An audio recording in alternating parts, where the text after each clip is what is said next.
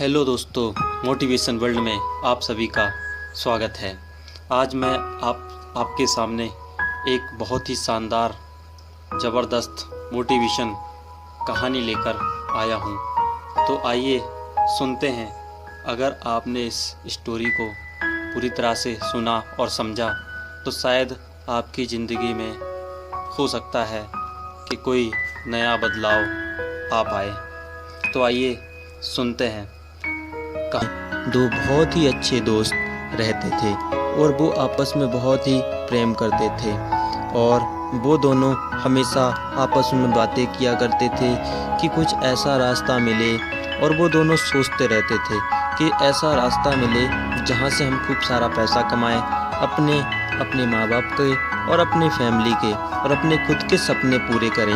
एक अच्छा घर बनाने के बारे में वो सोचते थे और एक अच्छी कार हो, लाइफ स्टाइल हो, घर परिवार में सारी सुख सुविधाएं हो, बच्चों को अच्छी शिक्षा दे पाएँ।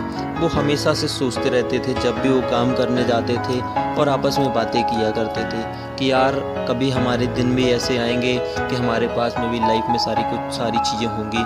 और जब वो एक दिन की बात है कि दोनों अपने घर चले जाते हैं। जब अपने घर चले जाते हैं तो रामू को रात में सोते हुए एक उसको बात याद आती, यार कि ऐसा ना किया जाए कि एक भैंस खरीदें हम दोनों मिलकर और उस भैंस को पालेंगे।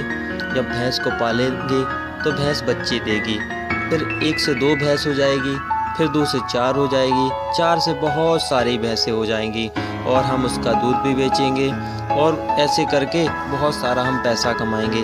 अब सो जाते हैं, कल जाएंगे तो श्यामू से सारी बात बताएंगे और हम मिलकर दोनों भैंस को लेकर आएंगे। अब रामू सो जाता है। सुबह उठते ही जब वो काम पर जाता है और जैसे ही वहाँ पर श्यामू मिलता है तो श्यामू को बताता है, यार पता है अपन हमेशा सोचते हैं कि लाइफ में बहुत कुछ करना है अपनी फैमिली के लिए, अपने माँ बाप के लिए, अपने बच्चों के लिए। कल मेरे माइंड में एक बहुत ही अच्छी विचार आई है जहाँ से हम सारे सपने पूरे कर सकते हैं। तो उसने बताया कि मुझे ऐसा लगता है कि हम दोनों मिलकर एक भैंस खरीदेंगे, भैंस के बच्चे होंगे बहुत सारे और ऐसा करके हमारे बहुत सारे भैंसें हो जाएंगी, दूध बेचेंगे, पैसे कमाएंगे और सारी चीज़ें हो जाएंगी। तो श्यामू भी मोटिवेट हो जाता है कि हाँ तुम सही बोल रहे हो, ऐसा करने से हाँ वाकई में हमारे पास पैसा आएगा। वो दोनों आपस में बात करते हैं, फिर बोलते चलो देखते हैं और काम करते हैं। और काम करने के बाद वो थकने के बाद में अपने अपने घर चले जाते हैं।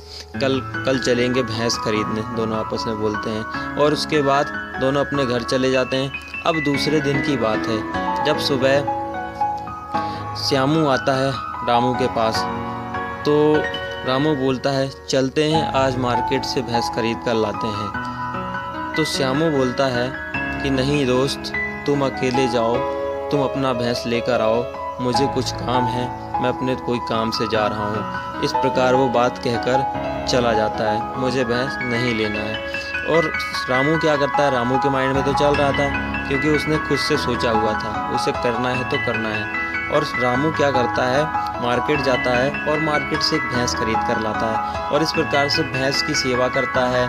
फिर भैंस का एक बच्चा होता है, फिर उसकी भी सेवा करता है, फिर 1 से 2 होते हैं, 2 से 4, 4 से 8 और इस प्रकार से उसके पास में बहुत सारी भैंसें हो जाती हैं। और रामू जाकर एक बड़े शहर में शिफ्ट हो जाता है और जब वो शहर में शिफ्ट हो जाता है तो ऐसे करके एक दिन बहुत बड़ा आदमी बन जाता है। वो बहुत सारे पैसे आते हैं उसके।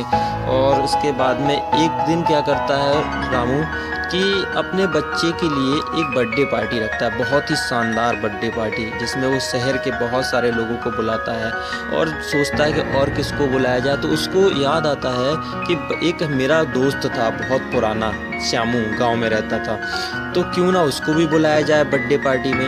अब क्या करता है, श्यामू के लिए रामू जाता है उसके गाँव। रामू जब गाँव में पहुँचता है तो उसको वही पुराने ज़माने की झोपड़पट्टी वगैरह दिख रही थी। तो वहाँ के लोगों से पूछता है कि भाई यहाँ पर मुझे बताओ कि एक श्यामू नाम का व्यक्ति रहता था, वो कहाँ पर है।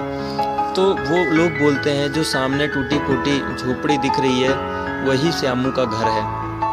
तो उसको आश्चर्य हुआ, यार इसकी लाइफ में कोई बदलाव नहीं आया, इसने कुछ भी लाइफ में नहीं किया।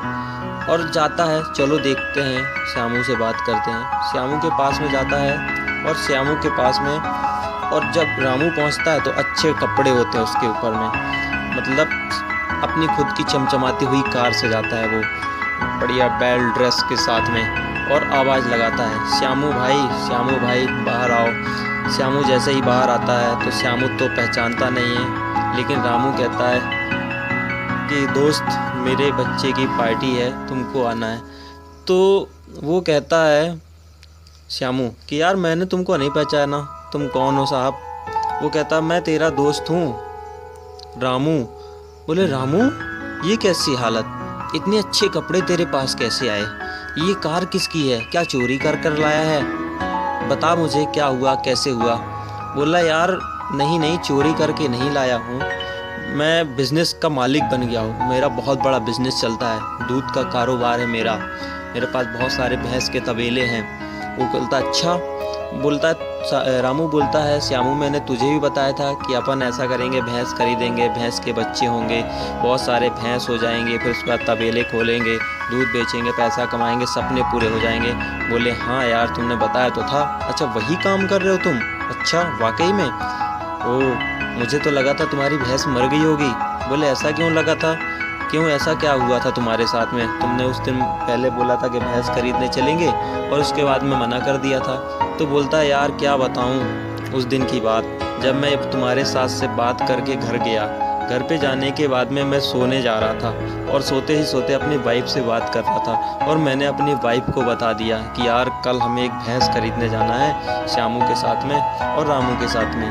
तो दोनों और बताया कि ऐसा होगा वैसा होगा, सपने पूरे हो जाएंगे, बहुत सारी भैंसें हो जाएंगी। तो मेरी वाइफ ने क्या बोला था कि कहीं अगर भैंस मर गई तो पैसा डूब जाएगा, भैंस नहीं आएगी, सपने पूरे नहीं होंगे। और वो माइंड में मेरे सवाल चलने लगा और उस प्रकार से मैंने भी सोच लिया कि भैंस मर गई तो और मेरा पैसा डूब गया।